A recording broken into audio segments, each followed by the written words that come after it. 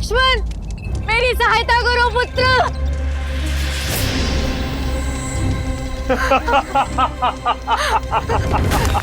राम, लक्ष्मण, राम, भैया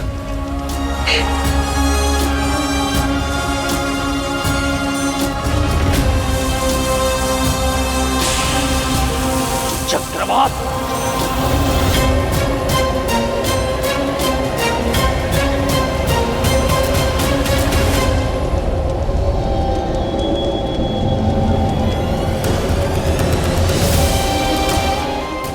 मेरी माँ को छोड़ दो दुष्ट। माँ! रुको लक्ष्मण, परंतु भैया माँ, यज्ञ की सुरक्षा पर ध्यान दो। राम, लक्ष्मण,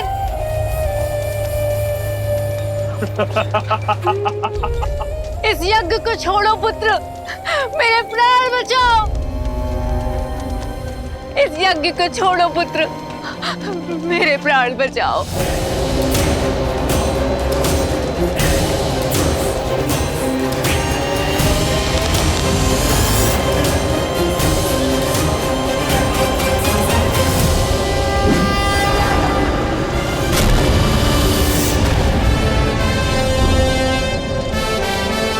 चक्रवात के पश्चात वर्षा आती है राम।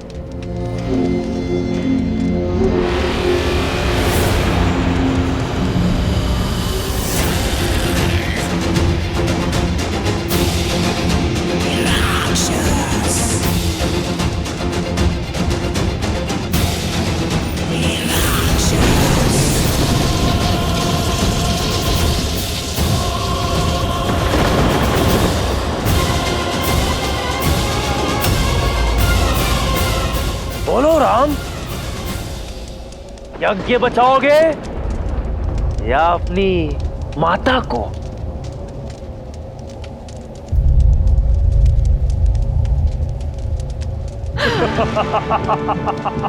वो माया है लक्ष्मण,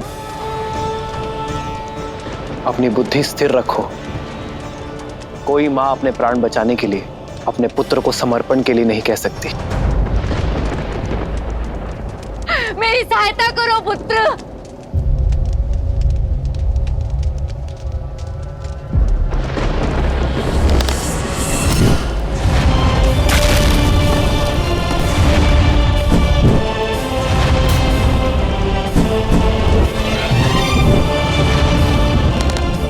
राक्षसों का सबसे शक्तिशाली अस्त्र माया है लक्ष्मण, उस पर वश करना सीखो।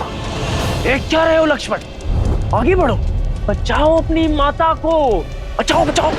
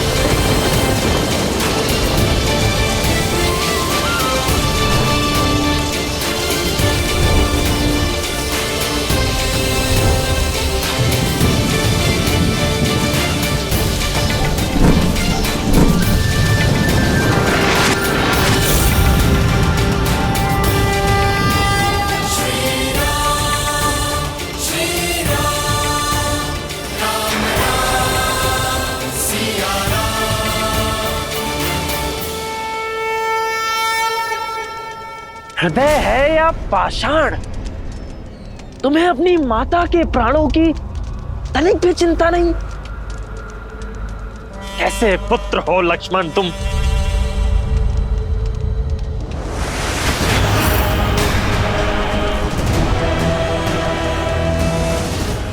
लक्ष्मण,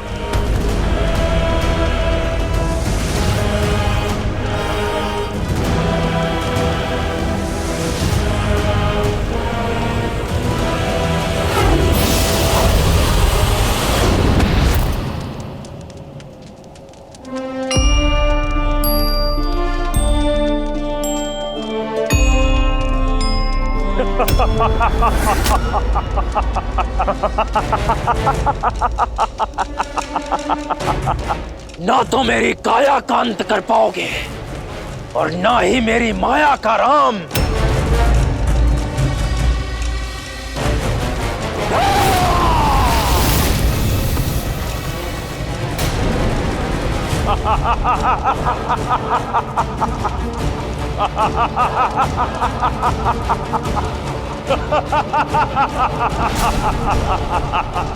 तुम्हारा अंत मेरे हाथों होगा राम। अपनी माता का प्रतिशोध लूंगा मैं। अभी भी समय है, मान लो हार। यह यज्ञ भंग होकर रहेगा राम।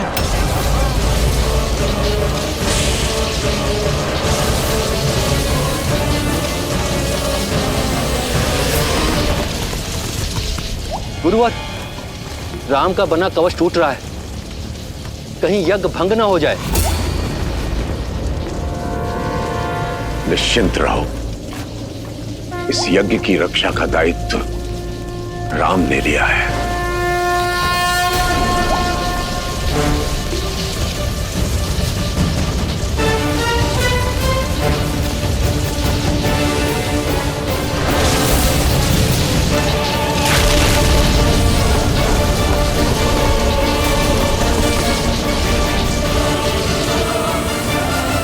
अब इस मायावी का अंत हम कैसे करेंगे भैया?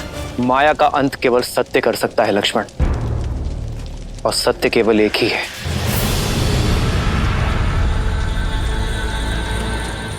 मनोबुद्धि अहंकार चित्तानि नाहन, न च श्रोत्र जिह्वे न च घ्राण नेत्रे, न च व्योम भूमिर न तेजो न वायु, चिदानंद रूपः शिवोहम शिवोहम।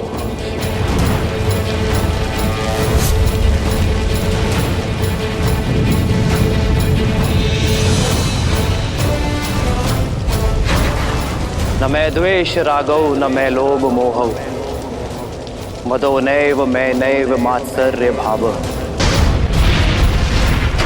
न धर्मो न च अर्थो न कामो न मोक्ष, चिदानंद रूप शिवोहम शिवोहम।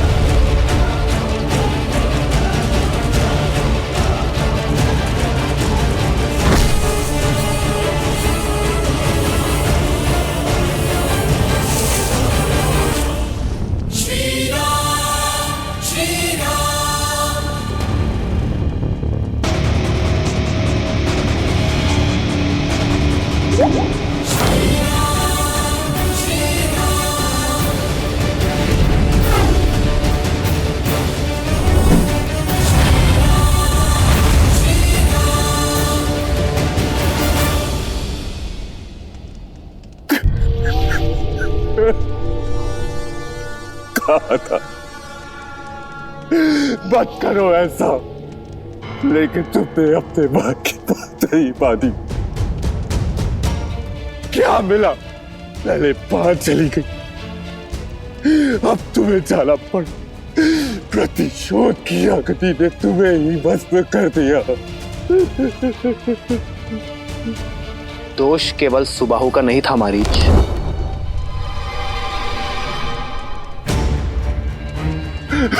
क्षमा कीजिए, मैंने किसी का वध नहीं किया। मेरी माता और भाई के कर्मों का तो दंड आप पे ही चुके, इसमें मेरा क्या दोष है? पापी का साथ देने वाला स्वयं पापी होता है मारीच। तुमने माया का उपयोग धर्म के विरुद्ध किया, ऋषियों का यज्ञ भंग करने के लिए। दयाराम, क्षमा कीजिए, मैंने सुबाहु को समझाया, लेकिन भाई के लिए भावुक होकर उसकी सहायता कर बैठा। मैं वचन देता हूं कि अपनी मायावी शक्तियों का कभी दुरुपयोग नहीं करूंगा। मुझे अवसर दे प्रभु। जो प्रायश्चित का अवसर मांगे उसे अवसर अवश्य मिलना चाहिए, परंतु प्रायश्चित का अर्थ ये नहीं कि उसे उसके किए हुए पापों का दंड ना मिले।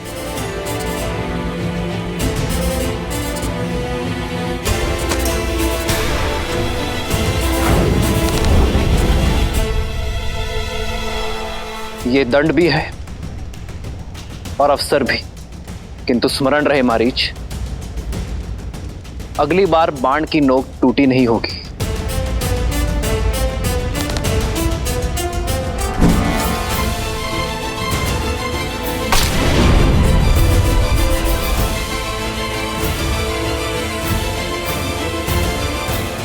ये क्या भैया, आपने उस दुष्ट को छोड़ क्यों दिया? मारीच को अवसर देकर हमने अपना धर्म निभाया है लक्ष्मण। अब मारीच का कर्म उस पर छोड़ देते हैं और कर्म का परिणाम समय पर।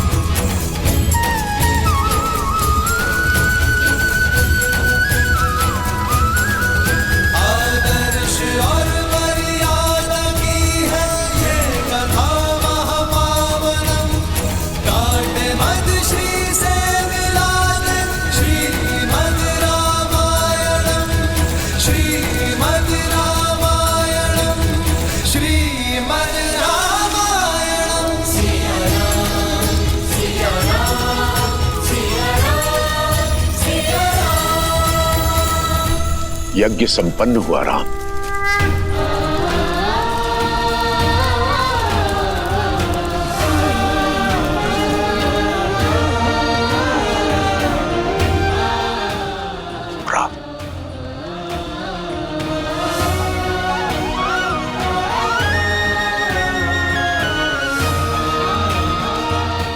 हम आपकी सेवा करके धन्य हुए आचार्य।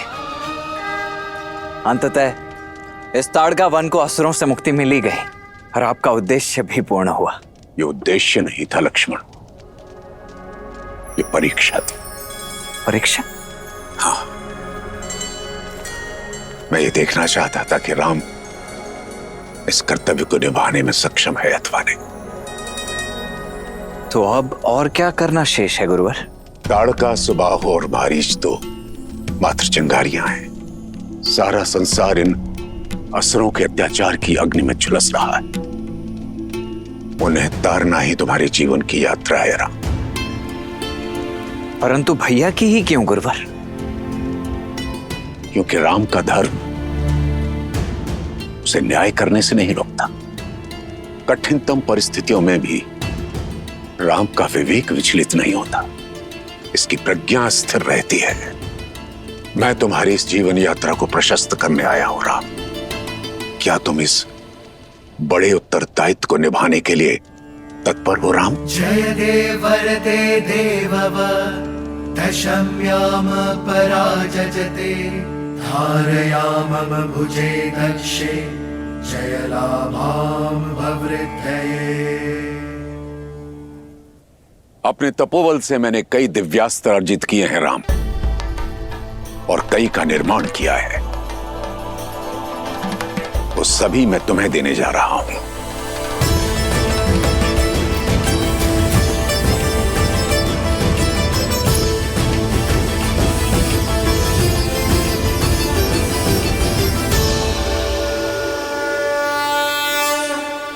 आग्नेयास्त्र।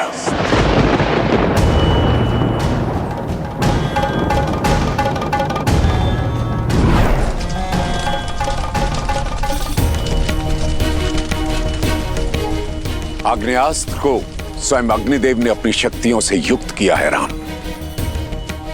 इससे अग्नि की भयंकर लपटें निकलती हैं जो सब कुछ भस्म कर देती हैं, यहां तक कि जल को भी। ग्रहण करो।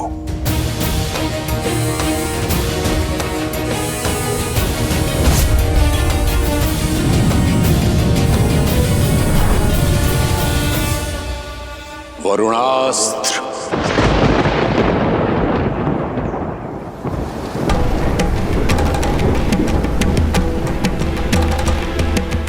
वरुणास्त्र जल का स्वामी है राम। भयंकर वर्षा से शत्रु की पंक्तियों को तितर बितर कर देता है। मरुस्थल में भी बाढ़ लाने में सक्षम है ये। स्वीकारो राम।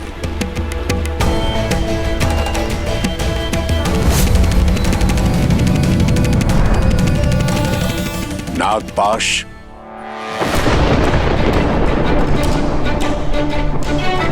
नागपाश की रचना स्वयं शेषनाग ने की है।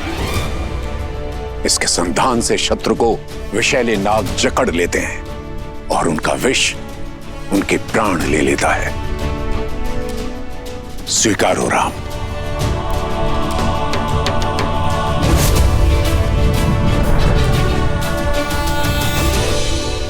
पशुपतास्त्र। भूतनाथ महादेव की शक्तियों से युक्त है यह अस्त्र। एक बार संधान कर दिया जाए तो जो भी सामने होगा उसके नाश से काल भी नहीं बचा सकता। संसार के सबसे संहारक अस्त्रों में से एक है यह राम। महादेव का प्रसाद है। स्वीकारो राम।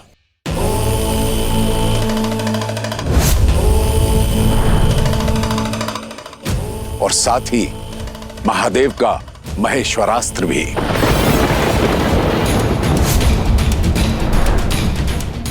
ये दोनों अस्त्र तुम्हें संसार की बुरी शक्तियों से सामना करने में समर्थ रखेंगे। नारायणास्त्र।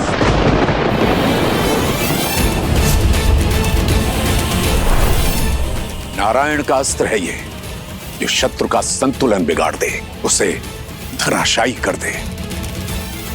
ब्रह्मास्त्र।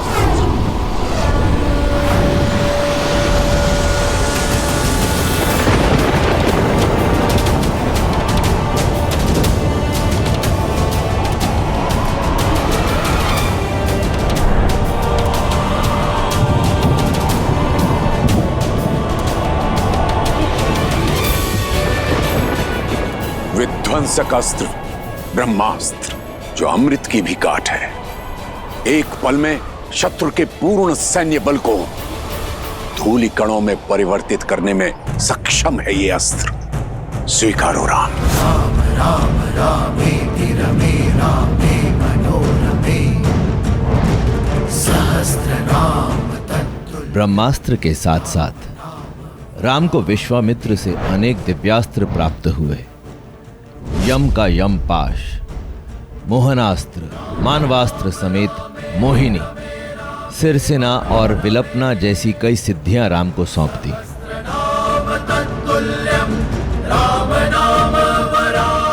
धन्यवाद गुरुवर, आपने मुझे इन अस्त्रों का पात्र समझा। अब आशीष दीजिए कि विवेक से इन अस्त्रों का प्रयोग कर सकूं, संसार के हित में इन्हें ढाल बना सकूं। आशा है गुरुवर कि इन अस्त्रों का कभी उपयोग ना करना पड़े। जो अस्त्र को ढाल बनाकर उनका प्रयोग करने की मंशा रखता हो, वो ही जगत का कल्याण कर सकता है। साधु। राम राम रामेति रमे राम राम राम रामेति रमे रामे मनोरमे सहस्रनाम तत्तुल्यम् राम नाम वर और अंत में ये अक्षय तूणीर जिसमें इंद्र के अमोघ बाण है, ये कभी लक्ष्य नहीं चूकते राम, और अपना लक्ष्य साधकर पुनः लौट आते हैं। तुम्हारी यात्रा में तुम्हारे सहायक होंगे ये।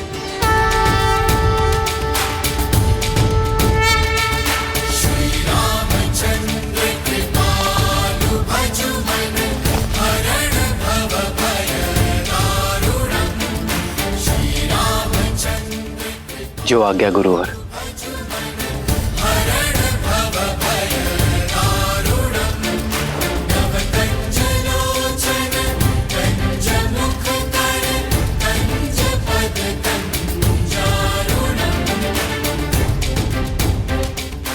तुम्हारा यहां आने का मंतव्य पूर्ण हुआ राम।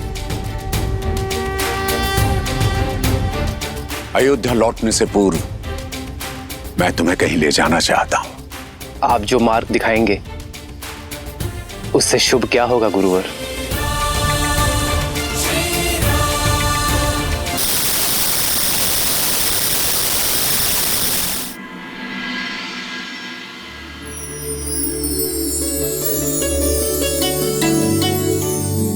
राजन, ये प्रबंध सूची है।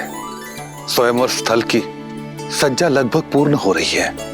अतिथियों के मनोरंजन हेतु गायन, नृत्य और लक्ष्य भेद की सारी व्यवस्थाएं भी शीघ्र पूर्ण हो जाएगी। साधु सदन, साधु। भूमिराज जनक की जय हो। वैशाली से एक नट दल भेंट की अनुमति चाहता है। नट सम्राट? किंतु वो तो 7 दिन पश्चात आने वाले थे। इतने शीघ्र? अनुमति है।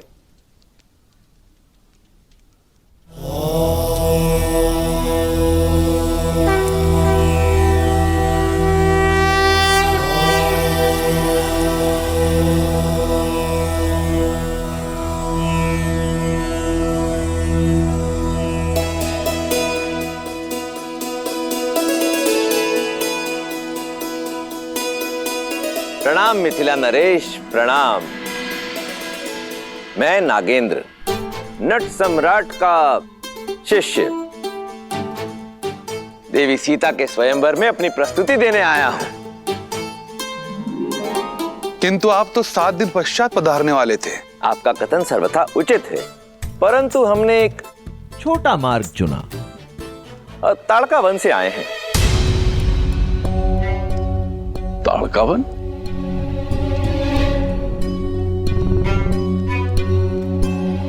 ताड़का वन से आकर आपने इतना बड़ा संकट मोल लिया। संकट? इसमें संकट क्या? अच्छा, आप वो ताड़का राक्षसी और उसके पुत्रों सुबाहु और मारीच के विषय में बात कर रहे हैं। अब उस ओर से निश्चिंत हो जाइए महाराज, क्योंकि ताड़का राक्षसी और उसके पुत्रों का अंत हो चुका है।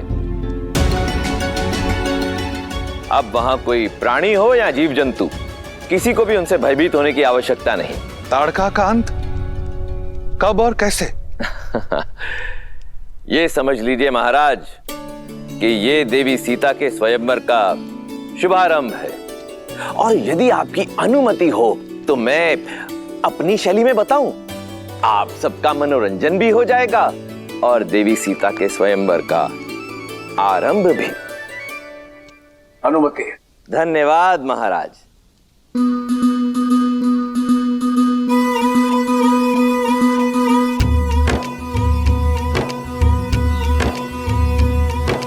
महावेगी सरयू के किनारे पावन बड़ा है एक नगर, जहाँ सूर्य वंश की महिमा से है रची बसी हर राह डगर। प्राण जाए पर वचन न जाए, प्रण पाले हर योद्धा है। जहाँ धर्म का सूरज उगता है उसका नाम अयोध्या है, उसका नाम अयोध्या है, उसका नाम अयोध्या है। तो राजन, एक रात्रि ऋषियों में ऋषि विश्वामित्र वहां पधारे थे। मांगा दशरथ से पुत्र सबल, जो उनकी आंख के तारे थे। कर्तव्य के लिए संग जाना चुना, वो वीर कुमार है महाबली। पर जब ऋषि संग जाना हुआ ताड़का वन, असुरों में जैसे मची खलबली, तब पहुंची वहां विशाल ताड़का। हर जन जिससे घबराता था।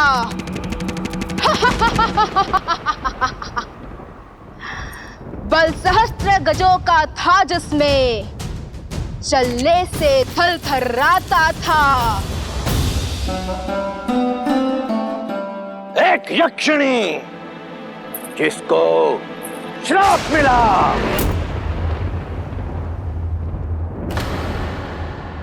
असुरा बन बैठी दुर्भागी। प्रतिशोध की ज्वाला में जलकर वो बन बैठी उन्मादी।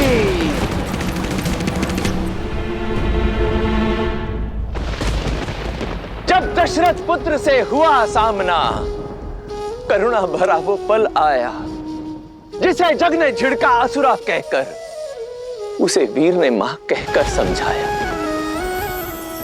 दुष्ट प्रकृति, वो दुष्ट प्रकृति ना मानी, प्रायश्चित का अवसर ना माना।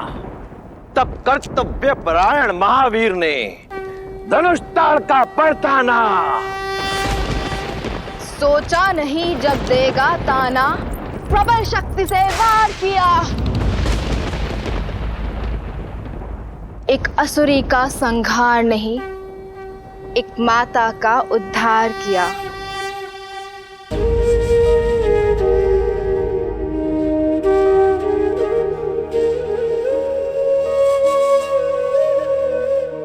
जो धर्म होता सनातन का, वो रघुवंशी ने पूर्ण किया।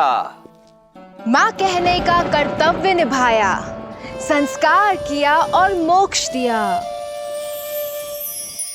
धर्म धनुष डोरी मर्यादा, धर्म धनुष डोरी मर्यादा, साधा जिसने करुणा का बाण।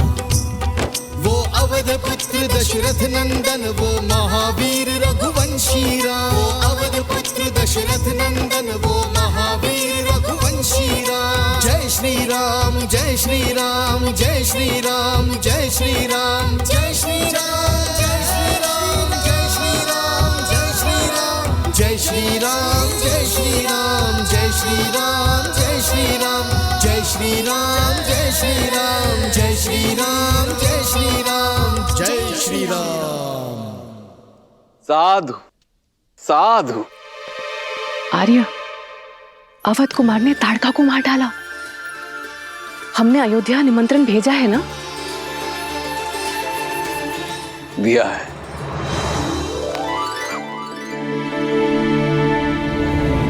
मिथिलापति महाराज, महाराज राजऋषि जनक अपनी पुत्री सीता के स्वयंवर की घोषणा करते हैं। महादेव का पिनाक मिथिला का रक्षक है।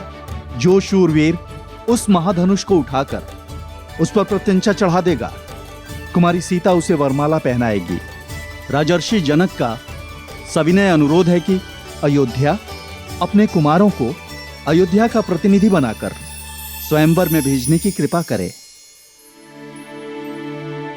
विश्वास ही नहीं होता, हमारे पुत्र इतने बड़े हो गए हैं कि उनके विवाह का प्रस्ताव आने लगा है। मिथिला नरेश को हमारा अभिनंदन कहना। कुमारी सीता के गुणों के बारे में बहुत सुना है। अयोध्या कुमारी सीता के उज्जवल भविष्य की कामना करती है, किंतु हमारी ओर से क्षमा मांगना। हमारा ज्येष्ठ पुत्र इस समय कर्तव्य यात्रा पर है, इसीलिए स्वयंवर में अयोध्या अपना प्रतिनिधि भेजने में असक्षम है।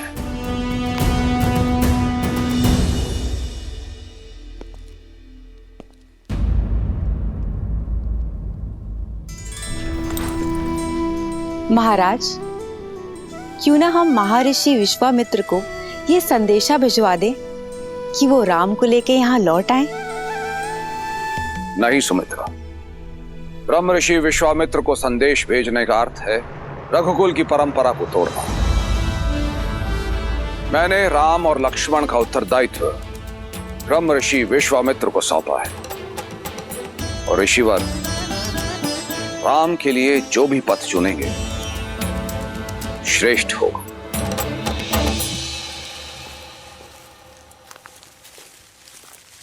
विश्वामित्र ऐसा कैसे कर सकते हैं?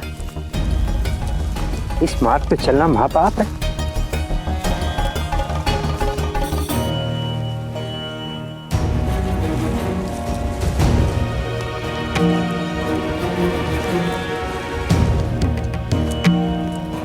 भैया, ये सभी ऋषिगण भयभीत हैं। इनका मानना है कि ये पथ शापित है। गुरुवर बिना उद्देश्य के कहीं नहीं ले जाते लक्ष्मण।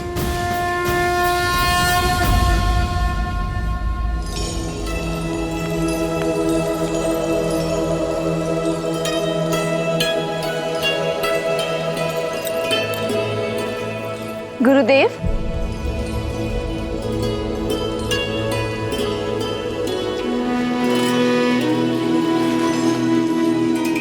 पुत्री सीता, आओ।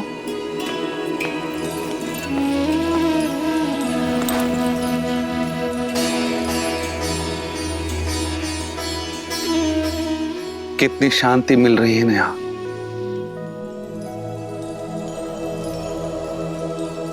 लेकिन आप ही तो कहते हैं ना आचार्य कि शांति मन के भीतर होती है,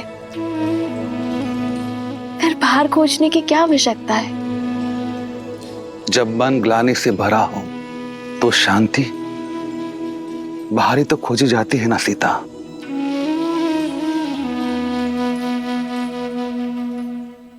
गुरु तो पिता के समान होते हैं ना, तो क्या पिता अपने मन की व्यथा अपनी संतान के साथ नहीं बांट सकती? क्योंकि व्यथा पिता की नहीं है, पुत्र की है सीता। बहुत वर्षों पहले मेरी माता को पाषाण में बदल जाने का श्राप मिला था, और वो श्राप स्वयं मेरे पिता ने उन्हें दिया था।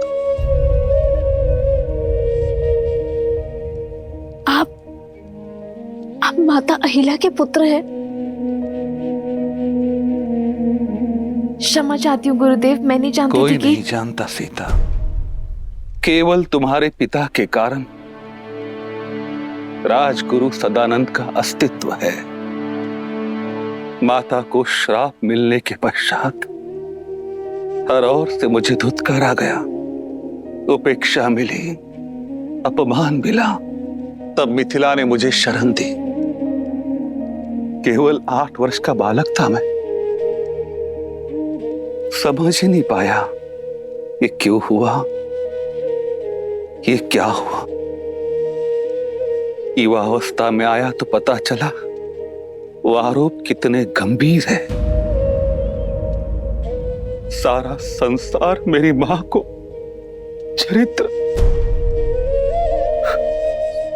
चरित्रहीन मानता है, इतनी घृणा करता है कि वर्षों से उस आश्रम की ओर कोई झांका तक नहीं जहां वो पाषाण बन बैठी है। ऊपर से पिता का श्राप कि जो कोई वहां जाएगा वो भी पाप का भागी बनेगा।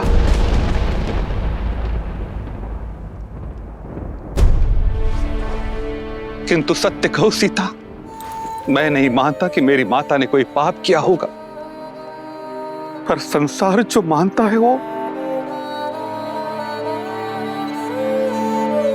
इसी विवशता की उथल पुथल में शांति की खोज में आ जाता। महादेव पर विश्वास रखिए गुरुदेव। आज दशरथ नंदन की कथा सुनकर मुझे आभास हुआ, यदि शाप है तो उसका काट भी है।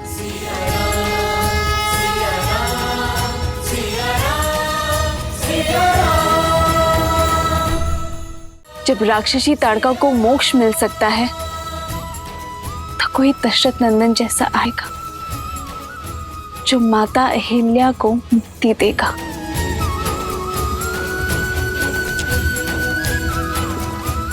कोई ऐसा जो जन की नहीं मन की सुनेगा।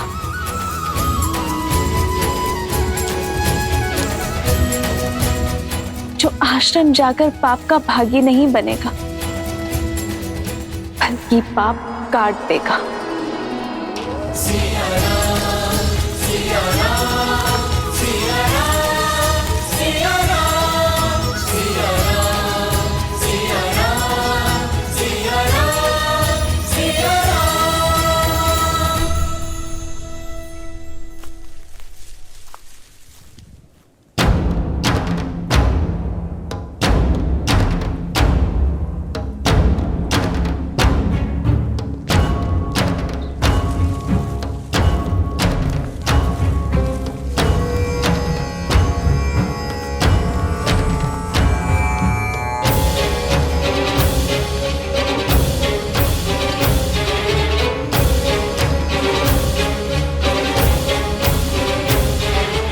हम यहाँ क्यों रुके हैं गुरुवर? और ये स्थान कौन सा है गुरुवर? ये वो स्थान है लक्ष्मण जहां एक पतिव्रता पतिता बन गई, जिसके पति ने उसे पाषाण बनने का शाप दे दिया।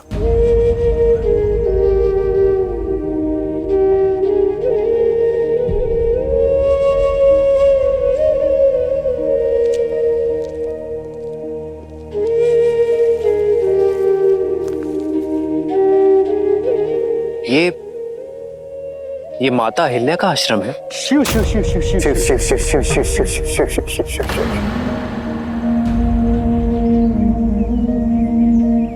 और ये शिल्प उनका? हाँ राम, अब ये चयन तुम्हारा होगा कि तुम संसार के दृष्टिकोण को अपनाओगे अथवा अपने धर्म की दृष्टि से इसे देखोगे। यही है चरित्रहीन अहिल्या। अपने कुल, अपने परिवार, इस समाज को कलंकित करने वाली कुलटा। अपने पति के साथ छल करके पर पुरुष के साथ संबंध स्थापित करने वाली कुलक्षणी। राम, आगे मत बढ़ो, यहाँ श्वास लेना भी पाप है। न जाने गुरुदेव हमें यहाँ क्यों लेकर आए हैं। राम को शाप लग जाएगा गुरुदेव। मुझे मेरे गुरुवर यहाँ तक लेकर आए हैं और यहाँ से आगे का उद्देश्य मैं स्वयं ढूंढ लूंगा।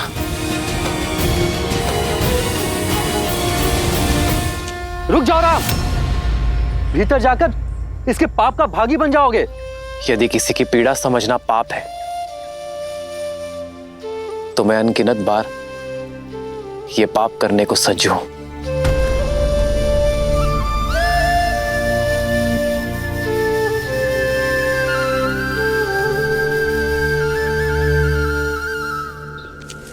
लक्ष्मण,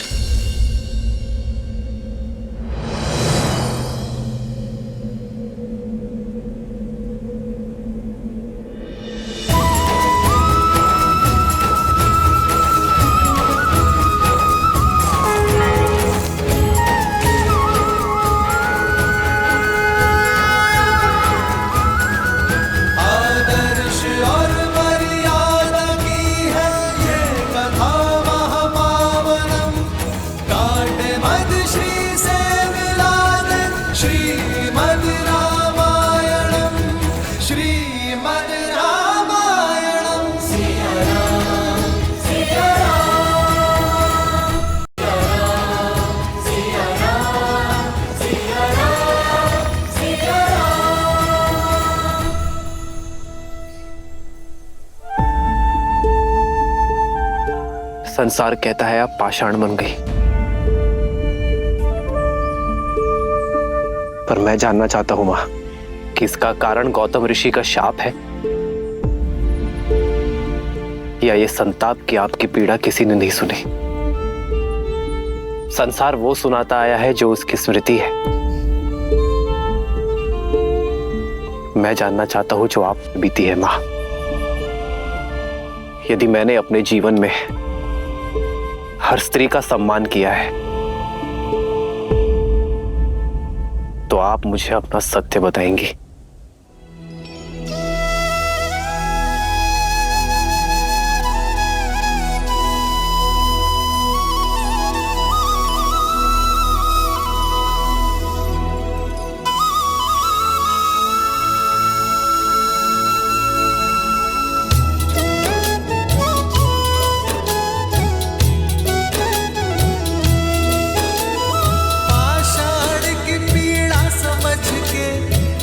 जिसके नैनों में नीर, पाप को करुणा से काटे जो, वो ही सच्चा वीर।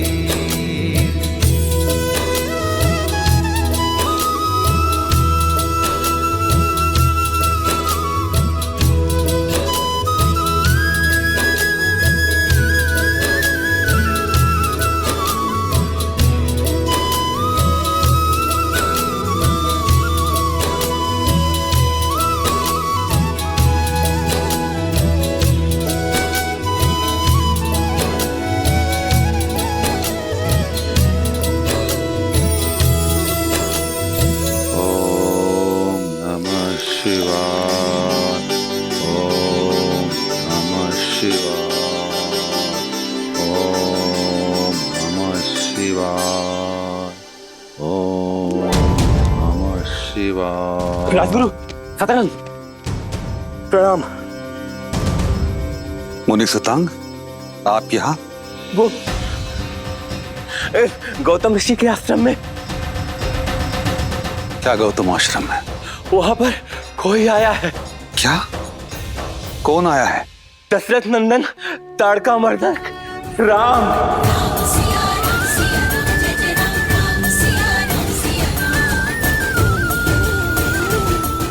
राम?